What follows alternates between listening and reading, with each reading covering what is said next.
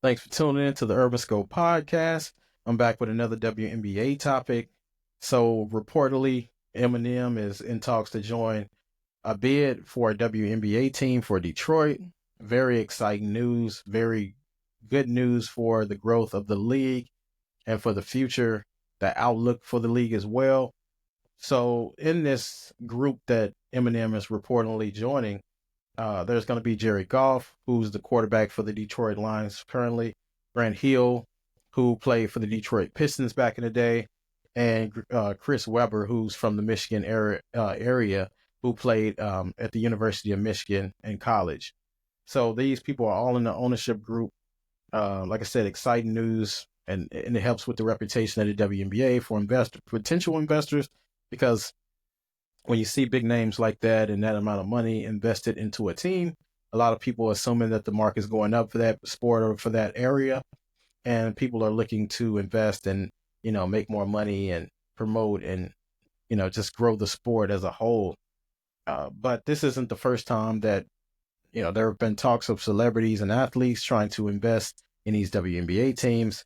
Patrick Mahomes, the quarterback of the Kansas City Chiefs, is reportedly had interest in bringing a team to the Kansas City area. Jason Tatum, the small forward for the Boston Celtics, is in talks to get a team to St. Louis. And then Kevin Durant as well has been reported to in talks to bring a team to Austin, Texas. Now, this move or these moves, reported moves, all make sense because the excitement around the WNBA right now, and also with the ascension of women's sports in general. So that NCAA women's basketball, there are a lot of stars with star power starting to come to fruition. When you think about the Juju Watkins of the world and the Paige Beckers, and then also women's basketball, the college women's basketball has an advantage to grow these stars because they have a 22-year age limit. You have to at least be 22 years old to go to the WNBA.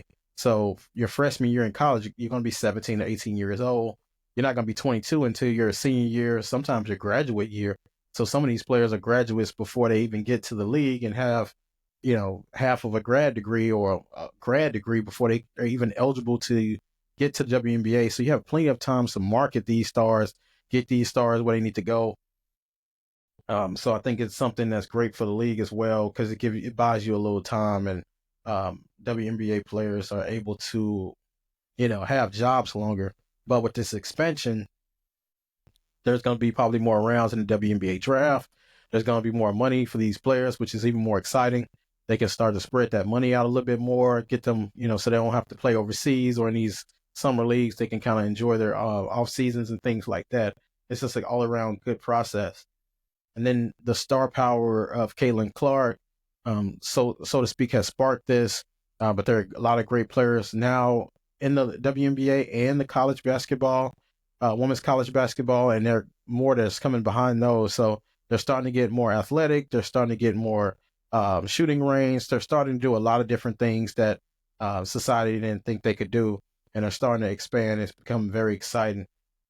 Opposed to the dissension of the men's basketball all around, uh, they're becoming, more, they're evolving into what the NBA used to be. NBA, it was, just pretty much they didn't have any dunking or they didn't have any flash.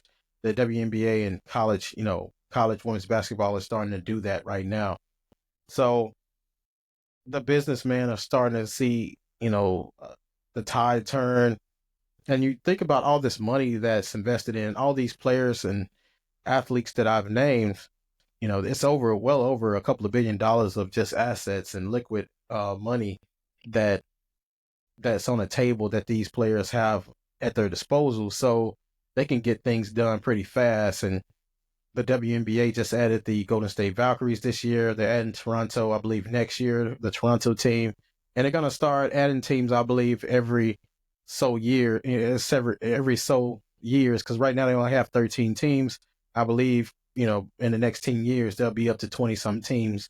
And that'll be a great thing for the league, especially for competition as well, for the playoff scenarios, just an all around interest booster. but the interest alone will, in the, from these investors, would drive the price up in the ratings as well. And I think this is a perfect time for this move, just for the growth, just showing the inequality that we have around a time that is kind of is lacking. It's not kind of, it's lacking, and just to see women's sports ascend, and to be able to see other athletes finally come up and be able to get some of the wealth that these men athletes are getting as well, because they do a great service for the league. They're great for TV as well. But like I said, with the misogyny and things like that going around, it'll be a lot better for the league coming up. But I'll continue to cover these stories, and until next time, I'll see you next time.